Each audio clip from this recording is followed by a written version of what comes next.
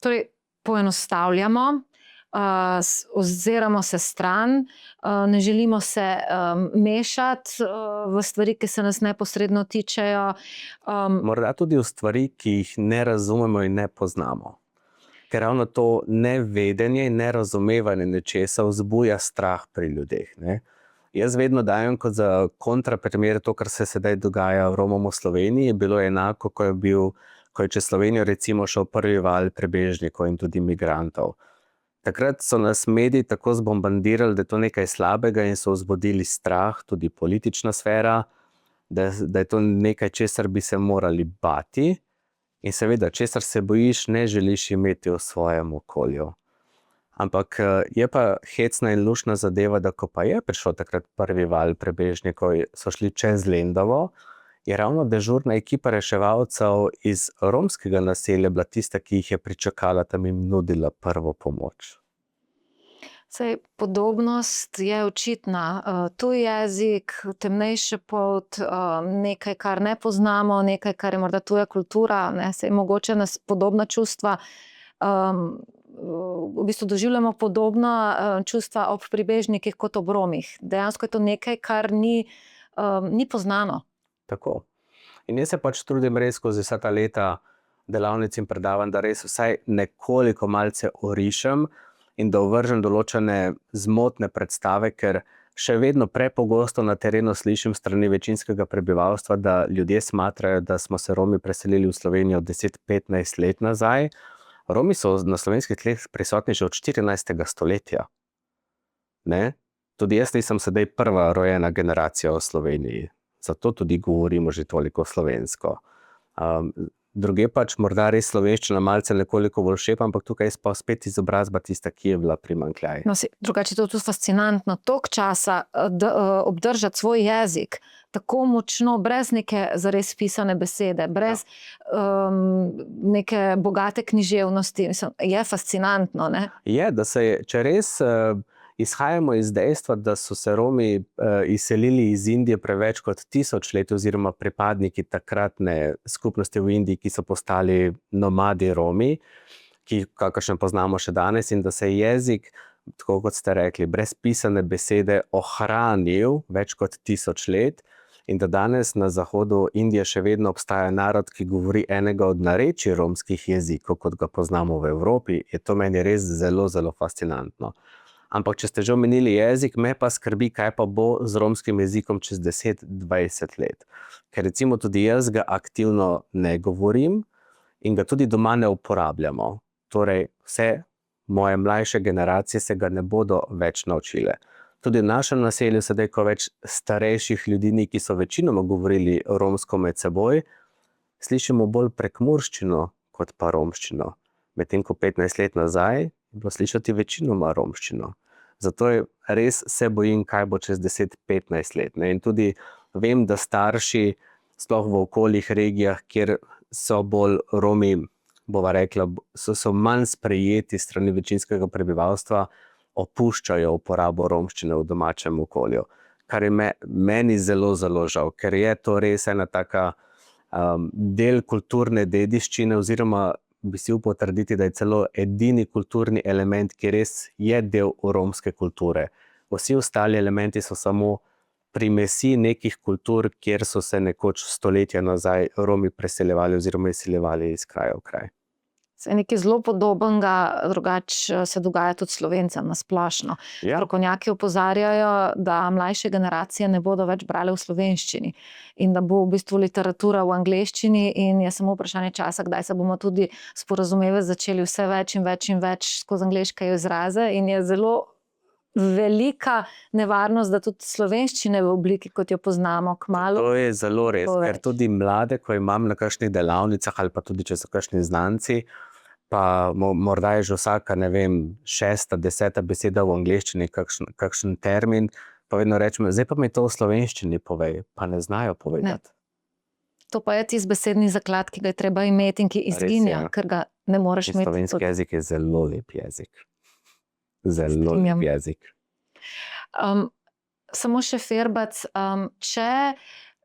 če bi tekoče govorili romski jezik, bi se Romi kljub različnim dialektom lahko sporazumevali med sabo, denimo tudi Romi iz drugih držav, ali je to toliko specifično glede na okolje, iz katerega prihajajo, da ni mogoče govoriti o enotnem romskem jeziku? V bistvu o enotnem romskem jeziku ne moremo govoriti, ker samo na območju Evrope imamo okoli 1000 različnih narečij romskega jezika, ampak iz konteksta se lahko pogovarjaš s komorkoli, iz konteksta, da znaš razbrati. Recimo, meni osebno je bilo fascinantno, ko sem delal reportažo o Romih v New Yorku, da sem se s svojim znanjem romščine lahko v romščini pogovarjal z Romom v New Yorku.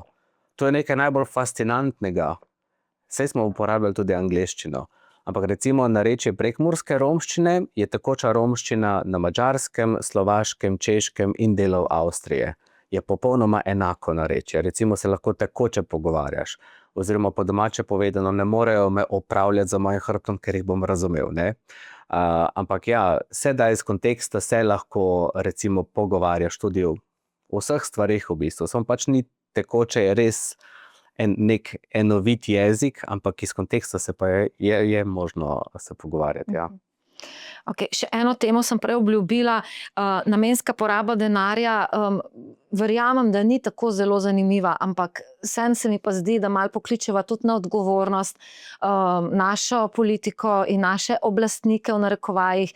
Kakšno je vaše mnenje v zvezi z možnostmi izboljšav, da ne bo samo negativno? V bistvu jaz se ne bi tukaj strinjal z vami, da ni tako zanimiva. Jaz mislim, da je ta tema zelo zanimiva. Okay, pa se pa popravljam. Še posebej, ko se dokopaš do določenih informacij in podatkov, kako se vsa ta sredstva porabljajo. Ker jaz sem pred letom in pol, za leto 2024, pripravil en res obsežen novinarski prispevek. Preden se je lani začelo vse to poročati, bova rekla, da sem bil prvi v Sloveniji, ki je naredil to analizo. Res celostno, kako se je v tistem letu porabilo 23 milijonov za programe in ukrepe za Rome. Ker nek povprečen gledalec in poslušalec, ko sliši ali prebere pasico ali pa naslov prispevka, država je za Rome namenila 23 milijonov. Kaj si bo nek pripadnik večinskega prebivalstva ob tem mislil? Spet smo dali 23 milijonov za Rome. Rom, ki bo to prebral, pa bo rekel, kje pa je ta denar? Mi ga nismo dobili. In jaz sem se konec leta 2024 lotil prav res posebne analize, kako je država porabila 23 milijonov v tistem letu, in kot novinar imam to pravico in tudi dolžnost, da pridem do teh podatkov. In sem bil tudi jaz osebno zelo ogorčen, šokiran, kako se denar porablja. Od tistih 23 milijonov ne vem, če so slabi 3% prišli do romske skupnosti, ampak tu res govorimo o financiranju romskih zvez, kjer delujejo romska društva, razni javni razpisi za kulturo romskih društev. Tu so se sofinancirali tudi programi romskih oddaj na RTV Slovenija in krovna romska organizacije. To je to. In potem spet vprašanje z mojega vidika, kam pa je potem šlo ostalih 20 milijonov, ne? V ceste, mostove. Res je. Niti ne v infrastrukturo, urejanje naselij, kjer živijo Romi, urejanje cest občin, ampak to govorijo zgolj o 8 milijonih. Ne? Največji potrošnik je šolsko ministrstvo, še vedno tudi lani in tudi letos bo. In nič ni narobe v tem, da se namenja denar za izobrazbo. Jaz osebno menim, da je izobrazba res zelo vredna naložba za prihodnost vsakega posameznika, tudi za celotno skupnost. Ampak me je pa zmotil podatek, da je od 12 milijonov šolsko ministrstvo namenilo skoraj 9 oziroma 10 milijonov za dodatke učiteljem, ki izvajajo dodatne učne ure za učence Rome. Če govorimo o domnevno 12.000 Romih v Sloveniji, bova rekla glede na demografsko statistiko 3 do 4.000 morda šoloobveznih otrok. In mi dajemo, bova rekla posplošeno 10 milijonov na leto za dodatke učiteljem, za dodatne učne ure za učence Rome. In kljub vsem tem učnim uram bi si jaz želel videti večji napredek tudi na področju izobraževanja. Ampak se mi zdi, da iz leta v leto poročamo o slabših številkah. Tako da ravno ne bi na prvo žogo verjel stavku, koliko država sicer nameni za Rome, ker fizično od tega denarja Romi nimamo skoraj da nič. Tako da je ta tema zelo zanimiva, ko se enkrat lotiš raziskovati. Sej preko te teme in konkretno te problematike sem jaz tudi prišla do vas, ker so mediji povzemali zdaj tudi pred kratkim te vaše analize. Zanimivo. Ja, tako da vaše delo ni bilo zaman. Za konec, če bi po pravilu 1% lahko vsak od nas naredil eno stvar, malo drugače, pa bi prinesla nek napredek. Kaj bi bilo to, kar bi si vi želeli, da neromsko prebivalstvo naredi jutri drugače, da bi prispevali k bolj vključujoči družbi, k večjemu razumevanju, k tem, da bi se bolj razumeli? Povsem preprosto, pa ne govorim to samo za boljše sprejemanje romske skupnosti, ampak kogarkoli, ki morda ne ustreza neki družbeni normi oziroma neki šablonski ureditvi družbe, ne obsojati. Če nečesa ne veš, vprašaj. Spet smo pri dialogu, ne? Ampak ljudje smo navajeni rajši takoj obsojati na prvo žogo in se s tem ne ubadati. To vedno govorim. Ne obsojati, raje vprašaj, če česa ne veš. Koga? Kogarkoli. Najboljše, da tistega človeka, katerega želiš obsoditi na prvo žogo, ne? Ne vem, zakaj si temen, odkot pa prihajaš, kakšna pa je tvoja kultura, kakšen jezik pa govoriš. In se spet spleta dialog. Se šokirani bi bliže, če bi vprašali, kako si, kakšni so vaši največji problemi. Še pozdraviti, dober dan in nasvidenje ne uporabljamo več. Kaj šele, da bi spraševali ljudi. Res je. Jaz morda kot novinar res zelo rad sprašujem, ne? Ampak ravno zaradi tega, ker rad sprašujem, spoznavam zato toliko res lepih, odličnih ljudi. Okay. Dajmo se pozdravljati. Našega sočloveka, ne glede na to, od kje prihaja, ne glede na to, kako izgleda, pozdravimo se. Res je. To je, mislim, da je en zelo preprostih nasvetov, katere lahko upoštevamo že danes in da ni potrebno počakati 10 let, da se nekaj spremeni. Gospod Sandi, iskrena hvala za ta pogovor. Seveda sva vedela, da bom imela čisto premalo časa. Vnaprej sva vedela, da je format premajhen za vse, kar bi si želela povedati, pa vendarle.